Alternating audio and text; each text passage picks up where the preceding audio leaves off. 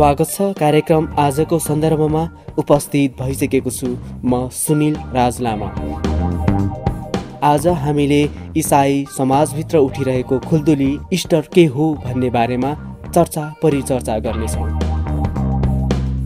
विशेष गरी यतिखेर ख्रिस्ट पुनरुत्थानको माहौल छ र इस्टर के हो, कहाँबाट आयो र इस्टर शब्द प्रयोग गर्न हुन्छ या हुँदैन भन्ने जिज्ञासाहरू खुल्दुलीहरू उठिरहेको छ र आज हामीसँग हुनुहुन्छ यी जिज्ञासाहरूको उत्तर दिने क्रममा नेपाली क्रिस्चियन समाजका अध्यक्ष तथा नेपाली इसाई मण्डली गङ्गबुका पास्टर बर्नबास श्रेष्ठ। आउनुहोस्, पहिला हामी जिज्ञासा र खुल्दुलीतर्फ लाग्नेछौँ। नवलपरासीका लक्ष्मी नेपाली के भन्नुहुन्छ? लक्ष्मी नेपाली, मेरो घर नवलपरासी गैराकोट। तपाईँको विचारमा इस्टर चाहिँ के हो जस्तो लाग्छ? इस्टर भन्नेको बारेमा चाहिँ मैले सुनेको छु, तर थाहा चाहिँ छैन, बुझेको छैन। विश्वास गर्नुभएको कति भयो तपाईँले? मैले विश्वास गरेको भयो 5-6 वर्ष भइसक्यो, तर नजिक प्रभुमा चाहिँ एकदम नजिक भनेको अहिले 5-6 महिना जति भयो। त्यहाँ नवलपरासीमा इस्टर अथवा गुड फ्राइडे अथवा केही र्यालीहरू अथवा प्रार्थना सभाहरू गरिँदैन? त्यस्तो मैले देखेको छैन, अहिलेसम्म चाहिँ मैले चाहिँ, तर हुन्छ होला सायद, तर मैले चाहिँ देखेको छैन। ठ्याक्कै भन्नुपर्दा नवलपरासीको कुन ठाउँमा हुनुहुन्छ तपाईँ?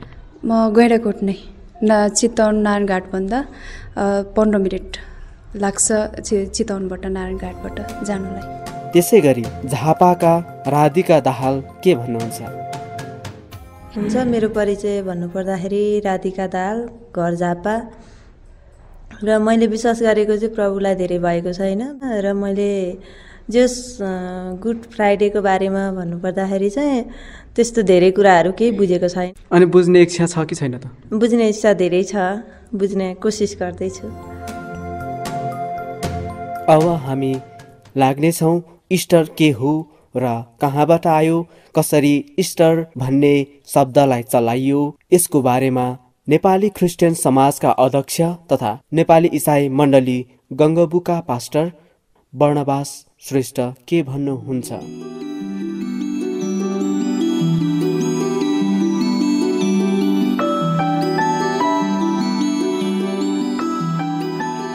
यो हामी धेरै कुराहरू जसरी अब क्रिसमस मनाउँछौँ, इस्टर मनाउँछौँ, विभिन्न प्रकारका विशेष समयहरू हामी उत्सवको रूपमा मनाउने गर्दछौँ। त्यो मनाउँदै गर्दाखेरि हामीले किन यो के हो भन्ने सम्बन्धमा जानकारी राख्नु एकदमै राम्रो कुरा हो। तपाईँले मलाई यो अवसर दिनुभयो। यो इस्टर भन्ने शब्द लाई लिएर कतिजना मान्छेहरूले आपत्ति जनाएको पनि म पाउँदछु, किनकि यो इस्टर भन्ने शब्द चाहिँ बाइबलमा हामी एक ठाउँमा मात्र पाउँदछौँ, त्यो पनि यो किङ जेम्स भर्सनमा अनुवाद गर्दाखेरि यो पास्का भन्ने एउटा शब्द छ, जुन यो पासओभर भन्ने हो अथवा निस्तार चाड भन्ने जुन कुरा छ, त्यसलाई चाहिँ इस्टर भनेर अनुवाद गरिएको रहेछ। त्यो पनि किङ जेम्स भर्सनमा मात्र। पछिबाट हामीले राम्रोसँग हेऱ्यौँ भनेदेखि यो रिभाइज स्ट्यान्डर्ड भर्सनमा, अमेरिकन स्ट्यान्डर्ड भर्सनमा निस्तार चाड नै भनेर लेखिएको छ, या त अखम्मेरे रोटीको चाड भनेर लेखिएको छ, अनि इस्टर भनेर लेखिएको पाउँदैनौँ। तर यो इस्टर शब्द चाहिँ आफैमा अब पपुलर शब्द भइसकेको कारणले गर्दाखेरि हामी सबैले यही शब्द चलाउने गर्दछौँ। यति हुँदाहुँदै हामीले यो सम्बन्धमा जान्नुपर्ने कुरा चाहिँ के छ भनेदेखि यी दिनहरूमा धेरै मानिसहरू जसलाई हामी झुटा शिक्षा भन्ने गर्दछौँ, उनीहरूले यो विषयलाई लिएर धेरै प्रकारको अलमलमा पार्ने कुराहरू पनि आइराखेका छन्। यसैले यो सम्बन्धमा प्रस्ट्याउनु अलिकति जरुरी म देख्दछु। उनीहरूले आएर के भन्न लागेका छन् भनेदेखि तिमीहरू क्रिसमस किन मनाउँछौ, तिमीहरू इस्टर किन मनाउँछौ, यो त अन्य जातिहरूले मनाउने चाड हो भनेर उनीहरूले भन्ने गर्दछन्। वास्तवमा हेर्ने हो भने इस्टर भन्ने शब्द चाहिँ त्यसरी नै आएको पनि हामी देख्दछौँ। यो आस्तारोथ देवीलाई पहिला मान्ने गर्दथे। यो हामीले हेऱ्यौँ भने बाइबलमा पनि यो कुरा हामी देख्दछौँ, बाइबलमा यो कुरा लेखिएको छ। अनि त्यो आस्तारोथ देवी चाहिँ यो प्रजननकी देवी पनि भनिँदो रहेछ। अनि तिनलाई पुज्ने चलन थियो। अनि तिनलाई पुज्ने चलन मानिसले गर्दै आएका थिए। प्रेरितहरूको समयसम्म सबै कुराहरू ठिकै थियो, उनीहरू राम्रोसँग गर्दै थिए। तर प्रेरितहरूको समय पछिबाट यो आस्तारोत देवीलाई मान्ने त्यो चाड जुन छ त्यही समय नै पारेर इस्टर पनि भएको कारणले गर्दाखेरि मानिसहरूले यसलाई एकै ठाउँमा मिसाइदिएको पनि हामी पाउँदछौँ। वास्तवमा हो, हामी यो कुरा स्वीकार गर्छौँ।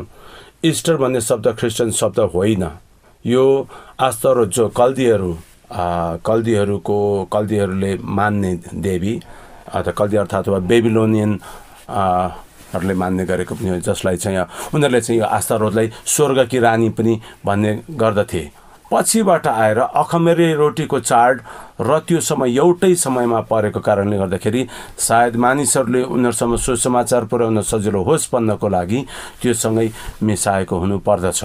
अब मैले यहाँ प्रश्न पार्नको लागेको कुरा चाहिँ के हो भनेदेखि नि, हामीले जब इस्टर मान्छौँ हामीले आस्तारोत देवीलाई मान्दैनौँ।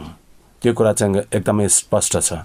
हामीले मान्ने चाहिँ ख्रिस्ट पुनरुत्थानको कुरालाई मान्दछौँ। हामी त्यसलाई उत्सवको रूपमा मान्दछौँ, किनकि यो क्रिस्चियनहरूको विश्वासको आधार नै ख्रिस्टको पुनरुत्थानमा रहेको कारणले गर्दाखेरि हामी सबैले यो इस्टर चाहिँ इस्टरको समय अथवा ख्रिस्टको पुनरुत्थानको समय चाहिँ हामी एकदम हर्षोल्लासको साथमा हामी मनाउने गर्दछौँ। त्यसै गरी अहिले सामाजिक सञ्जाल मण्डलीमा उठिरहेको जिज्ञासा हो, इस्टर शब्द चलाउनै पर्छ या चलाउनुहुन्न भन्ने खुल्दुलीहरू उठिरहेको छ। यसै प्रसङ्गलाई लिएर उहाँ के भन्नुहुन्छ फेरि सुनौ। म चाहिँ के प्रश्न पार्न चाहन्छु भने श्रोताहरूलाई, यदि इस्टर भन्ने शब्दले श्रोताहरूलाई अथवा उहाँलाई प्रभुलाई विश्वास गर्नेहरूलाई अप्ठ्यारो पर्छ भने त्यो शब्द नचलाउँदा केही पनि फरक पर्दैन। ख्रिस्ट पुनरुत्थानको आइतबार हामी भनेर मान्न सक्दछौँ, त्यो भनेर हामी मान्न सक्दछौँ। नभएदेखि इस्टर त्यो चाहिँ एउटा शब्द हो, तर हामीले मान्ने चाहिँ ख्रिस्टको पुनरुत्थानको कुरालाई नै हामी जोड दिने गर्दछौँ र हामी यो घोषणा गर्दछौँ, उहाँ हाम्रो पापको लागि मर्नुभयो, उहाँ बौरी उठ्नुभयो र उहाँको पुनरुत्थानको हामी घोषणा गर्ने गर्दछौँ। अनि उहाँको पुनरुत्थानको घोषणा गर्ने दिन जसलाई चाहिँ आज संसारले इस्टर भनेर मान्दै आएका छन्, अनि त्यसलाई चाहिँ हामीले स्पष्टसँग बुझ्न चाहिँ आवश्यक छ। उसो भए पुनरुत्थान के हो त? के को लागि विश्वास अनि महिमित शरीर भनेको के हो? सुनौ फेरि पास्टर बर्नबास श्रेष्ठ के भन्नुहुन्छ। पहिलो कोरिन्थी 15 अध्याय त्यहाँ पढ्यौँ भने हामी देख्दछौँ, यदि हामीहरूको पुनरुत्थान हुँदैन भनेदेखि त हामी के का लागि विश्वास गर्नु, होइन र? के को लागि विश्वास गर्नु? एकदमै खुसीको कुरा, सुसन्देश चाहिँ यही हो। जसरी ख्रिस्ट येशूलाई परमेश्वरले जुन आत्माले ख्रिस्ट येशूलाई मरेकाहरूबाट जीवित पार्नुभयो, त्यही आत्माले परमेश्वरले हामीलाई मरेकाबाट जीवित तुल्याउनुहुन्छ। यो शरीर मरेर जान्छ, तर जब येशू प्रभु फेरि दोस्रो पटक आउनुहुन्छ, उहाँ आउनुहुँदा उहाँले हामीलाई एउटा नयाँ शरीर दिनुहुन्छ।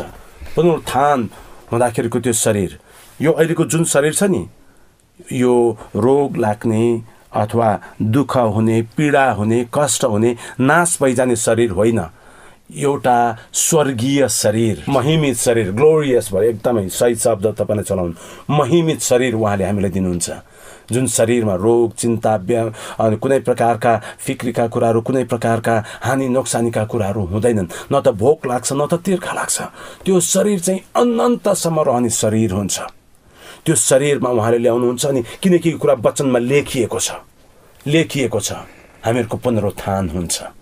यो चाहिँ क्रिस्चियनहरूको एउटा जीवित आशा हो। यो चाहिँ हुन्छ कि हुँदैन, खै कसले देखेको छ र भनेर मान्छेले भन्छन् भनेदेखि यो चाहिँ कस्तो भने विश्वास रहेन। विश्वास चाहिँ हिब्रू 11:1 लेखिएको अनुसार नदेखिएका कुराहरूको प्रमाण र आशा राखिएका कुराहरूको पुष्टि हो। यो चाहिँ निश्चयता। यसैले गर्दाखेरि हामीलाई यो निश्चय छ, येशू फेरि एक दिन आउनुहुन्छ र जतिले उहाँमाथि विश्वास गरेका छन् तिनीहरूको पुनरुत्थान हुन्छ। मरिगएका छन् भने तिनीहरूको पहिला पुनरुत्थान हुनेछ र जीवितहरू छन् भने आँखाको एक निमेषमा उनीहरूको परिवर्तन हुनेछ। यो शरीर परिवर्तन हुनेछ र एउटा महिमित शरीर उसले धारण गर्नेछ र उनलाई उनीहरू आकाशमा देख्नेछन्। अन्तमा ख्रिस्ट पुनरुत्थानको बारेमा पास्टर वर्णवास श्रेष्ठ तपाईँलाई के भन्दै हुनुहुन्छ?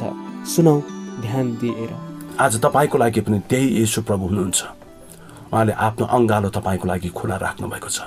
यदि तपाईँ निराश हुनुहुन्छ, हताश हुनुहुन्छ, तपाईँले कहिले पनि सफलता देखिराख्नु भएको छैन, तपाईँको जीवनमा समस्या देख्नु भएको छ, रोग बिमार बिसन्चोपनाहरू मात्र देखिराख्नु भएको छ, भविष्यको आशा देख्नु भएको छैन भनेदेखि तपाईँले उहाँलाई एकचोटि जीवनमा अवसर दिनुहोस्।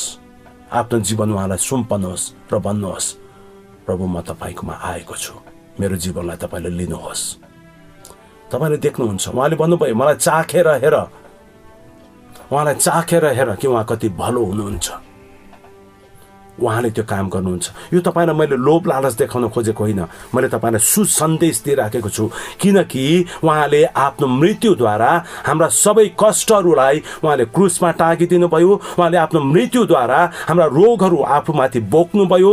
उहाँले आफ्नो मृत्युद्वारा हामीहरूका सबै समस्याहरूबाट हामीलाई छुटकारा दिनको लागि उहाँले आफ्नो मृत्युमा त्यो हाम्रो कष्टहरू उहाँले आफूमाथि बोक्नु भएको छ। उहाँ बौरी उठ्नु भएको छ। उहाँले तपाईँलाई विजयी जीवन दिन चाहनुहुन्छ, हारको जीवन होइन। पुनरुत्थानको सामर्थ्यमा उहाँले तपाईँलाई नयाँ जीवन दिन चाहनुहुन्छ। यदि तपाईँ उहाँको मृत्युमा एक हुनुभयो, भनाइको मतलब आफ्नो जीवन उहाँलाई दिनुभयो र उहाँको पुनरुत्थानमा एक हुनुभयो भनेदेखि उहाँको पुनरुत्थानको शक्तिमा तपाईँ एउटा विजयी व्यक्ति भएर जिउन सक्नुहुन्छ। यो तपाईँको लागि शुभ सन्देश हो। तपाईँले चाखी हेर्नुहोस्, उहाँको नजिक आउनुहोस्, अनि मात्र तपाईँले स्वाद थाहा पाउनुहुन्छ र त्यो स्वादले तपाईँको जीवनमा काम गर्ने मौका पाउनेछ। यति भन्दै आजको सन्दर्भ कार्यक्रमबाट म कार्यक्रम प्रस्तुता सुनिल राज लामा बिदा हुन्छु र तपाईँले यो कार्यक्रम तपाईँको साथी समक्ष पुग्नका लागि पनि सेयर गर्न सक्नुहुनेछ भन्दै बिदा हुन्छु। हवस् त, धन्यवाद।